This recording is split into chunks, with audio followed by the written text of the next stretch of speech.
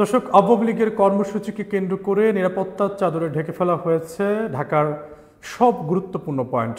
দেশের রাজনৈতিক কর্মকাণ্ড স্থগিত থাকা দলটির লকডাউনের সবশেষ তথ্য জানাতে যুক্ত হচ্ছেন আমাদের সহকর্মীরা। শুরুতেই শাহবাগ থেকে যুক্ত হচ্ছেন আদনান জুবের শাওন। শাওন, একটু জানাবেন এই মুহূর্তে শাহবাগে সবশেষ কি পরিস্থিতি দেখছেন? শাহবাগ চত্বরে এবং আমরা সারাদিন দেখেছিলাম যে শাহবাগ চত্বর সহ ঢাকা শহরের যে গুরুত্বপূর্ণ যে সড়কগুলো আছে সেখানে নিরাপত্তার চাদরে ঢেকেছিল এবং যে সাধারণ পথচারী থেকে শুরু করে বিশেষ করে যে মানুষগুলোকে যাদেরকে সন্দেহ করেছে আইন শৃঙ্খলা বাহিনী তাদেরকে তল্লাশি করেছে। তাছাড়াও আমরা দেখতে পেয়েছি যে মেট্রো স্টেশনে ওঠার সময় যে সকল যাত্রীদের কাছে আমরা ব্যাগ দেখতে পেয়েছিলাম তাদেরকে আইন শৃঙ্খলা বাহিনীর সদস্যরা বিশেষ করে যাদেরকে সন্দেহ করা হয়েছিল তাদের ব্যাগ তল্লাশি করেছিল। পাশাপাশি আমরা যদি সড়কের কথা বলি, অন্যান্য দিনের চেয়েও আজকে গণপরিবহন স্বাভাবিক থাকলেও মানুষের ব্যক্তিগত যে যানবাহনগুলো বিশেষ করে প্রাইভেট কার সহ ব্যক্তিগত যে যানবাহনগুলো সেগুলো আমরা কিছুটা কম দেখতে পেয়েছি।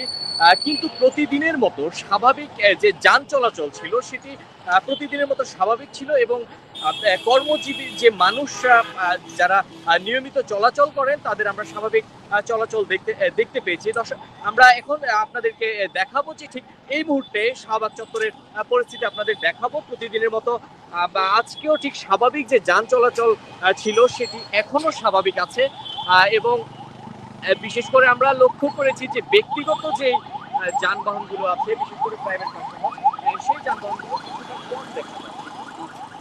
স্বাভাবিক যে যান চলাচল ছিল সেটি এখনো স্বাভাবিক আছে এবং কর্মজীবী মানুষরা তাদের কর্মস্থল থেকে ঠিক এই সময়টাতে সুন্দর করে এই সময়টাতে কর্মজীবী মানুষরা তাদের কর্মস্থল থেকে বাড়ি ফিরে যান, বাসায় ফিরে যান এবং আমরা দেখতে পাচ্ছি গণপরিবহনগুলোর চলাচল কিছুটা স্বাভাবিক দেখতে পাচ্ছি। এই ছিল শাহবাগ থেকে আমার কাছে সবচেয়ে।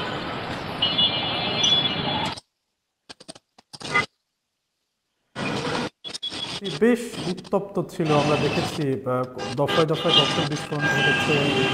যদিও অগ্নিকাণ্ডের ঘটনা ঘটেনি, একযোগে কারওয়ান শাহবাগ টিসিতে ককটেল বিস্ফোরণের ঘটনা ঘটেছিল। আজকে সারাদিন এই ধরনের কোনো পরিস্থিতি সৃষ্টি হয়েছিল কিনা, বা ককটেল বা এই ধরনের কোনো কিছু পুলিশ উদ্ধার করেছে কিনা, বা ওই এইসব অঞ্চল থেকে কাউকে আজকে গ্রেপ্তার করা হয়েছে কিনা একটু জানাবেন। যে ধরনের ঠিক গতকাল রাতে বেশ কিছু জায়গায় ককটেল বিস্ফোরণের ঘটনা ঘটেছিল, কিন্তু আজ যে কার্যক্রম নিষিদ্ধ আওয়ামী লীগের যে কর্মসূচি সে কর্মসূচি আজকে ছিল, কিন্তু আজকে তেমন খুব বেশি একটা আমরা কোথাও দেখতে পাইনি, সহিংসতার মতো কোনো ঘটনা দেখতে পাইনি। ককটেল বিস্ফোরণের ঘটনাও খুব একটা চোখে পড়েনি, কিন্তু কিছু ক্ষেত্রে আমরা দেখতে পেয়েছি আওয়ামী লীগের কর্মীর সন্দেহে কিছু মানুষকে আটক করা হয়েছে এবং যারা এই আওয়ামী লীগের কর্মসূচি প্রতিহত করতে যারা মাঠে ছিল তাদেরকে আমরা দেখতে পেয়েছি। ঠিক যাদেরকে সন্দেহ করেছিল কিংবা যাদের কর্মকাণ্ডে তারা বুঝতে পেরেছিল তারা আওয়ামী লীগের কর্মী, ঠিক তাদেরকে তারা আটক করে আইন শৃঙ্খলা বাহিনীর সদস্যদের কাছে সোপর্দ করেছিল। এছাড়াও আমরা তেমন একটা কোথাও কার্যক্রম নিষিদ্ধ আওয়ামী লীগের কোথাও আমরা মিছিল কিংবা ককটেল বিস্ফোরণের মতো ঘটনা অথবা সহিংসতার মতো কোনো ঘটনা আমাদের চোখে পড়েনি। আশা করি। ধন্যবাদ আদনান জুবের শাহন। এবার আমাদের সাথে যুক্ত হচ্ছেন মিনহাজুল ইসলাম, হাইকোর্ট থেকে যুক্ত হচ্ছেন। মিনহাজ, আপনি শুনতে পাচ্ছেন কিনা আমাদের জানাবেন।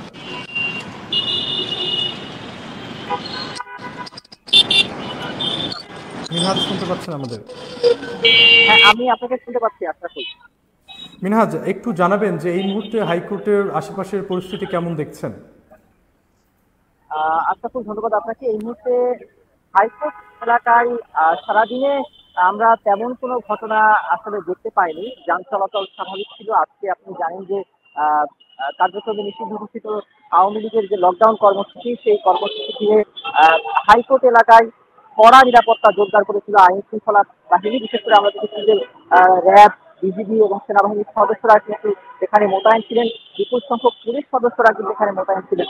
কিন্তু আমরা একটু আগে এই হাইকোর্ট এলাকায় একটি খবর পাওয়ার পর এখানে আসি এবং আমরা যেটি জানতে পারি যে এখানে একটি অর্ধগলিত লাশ, যে লাশটির খণ্ডিত অংশ দুটি চাউলের ড্রামের ভরে কে বা কারা এখানে রেখে যায় এবং দীর্ঘ সময় এই ড্রাম দুটি এখানে পড়ে থাকতে দেখে স্থানীয় যারা রয়েছেন তারা আইন শৃঙ্খলা রক্ষাকারী বাহিনীকে অবগত করে। তারপরে আইন শৃঙ্খলা রক্ষাকারী বাহিনীর উপস্থিতিতে এই ড্রাম দুটি খোলা হয় এবং সেখানে দেখা যায় যে চাউলের এই ভর্তি ড্রামে একটি লাশের আসলে দেখা পাওয়া যায়। সেখানে দুটি ড্রামে কিন্তু ৩ খণ্ডে বিভক্ত একটি লাশ উদ্ধার করে আইন শৃঙ্খলা রক্ষাকারী বাহিনী এবং এরপরে কিন্তু এখানে সিআইডির যে ফরেনসিক টিম তারা এসেছিলেন এবং আমরা একটু আগে তাদের কাছ থেকে জানতে পেরেছি যে যেই লাশটি আসলে পাওয়া গিয়েছে তার পরিচয় শনাক্ত করা গেছে।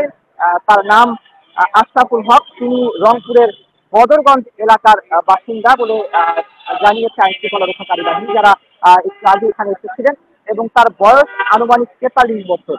এই যে লাশটি পাওয়া গেছে, এই লাশ পাওয়াকে কেন্দ্র করে যেহেতু হাইকোর্ট অত্যন্ত গুরুত্বপূর্ণ একটি এলাকা আপনি জেনে থাকবেন এবং আজকে সারাদিন ব্যাপী কিন্তু রাজধানী জুড়ে কঠোর নিরাপত্তা বলয় তৈরি করেছিল আইন শৃঙ্খলা রক্ষাকারী বাহিনী। ঠিক সেই মুহূর্তে এইরকম একটি লাশ এবং হাইকোর্টের মতো গুরুত্বপূর্ণ এলাকায় এই লাশ পাওয়া নিয়ে জনমনে কিন্তু একটি উদ্বেগ সৃষ্টি হয়েছে। তারা আসলে প্রশ্ন জেগেছে, তারা প্রশ্ন করছেন যে আসলে এরকম গুরুত্বপূর্ণ জায়গায় কে বা তারা আসলে এই লাশ ছেড়ে গেল, সেটি নিয়ে কিন্তু তারা প্রশ্ন করছেন এবং চাঞ্চল্যের তৈরি হচ্ছে যে একটু জানাবেন যে গতকাল বিভিন্ন রাজনৈতিক দলের নেতারা বিক্ষোভ করেছে, আজকে আসলে হাইকোর্ট বা আশেপাশের এলাকায় কোনো রাজনৈতিক দলের অবস্থান আছে কিনা এবং সেটা থাকলেও কতক্ষণ পর্যন্ত ছিল সবশেষ? আমরা এখনো পর্যন্ত এরকম কোনো অবস্থান এখনো দেখতে পাইনি। এখন পর্যন্ত স্বাভাবিক আছে এখানে যান চলাচল। আমরা সারাদিন দেখেছিলাম যে বিভিন্ন রাজনৈতিক দল নেতা কর্মীরা মনে মনে কিন্তু শোডাউন দিচ্ছিলেন, তারা বাইক নিয়ে স্লোগান দিচ্ছিলেন। তবে এখন পুরোপুরি স্বাভাবিক আছে। এই হাইকোর্ট এলাকায় এরকম কোনো সমস্যা বা কোনো রাজনৈতিক দলের নেতা কর্মীদের উপস্থিতিও আমরা এখন পর্যন্ত আসলে দেখিনি সন্ধ্যার পর থেকে।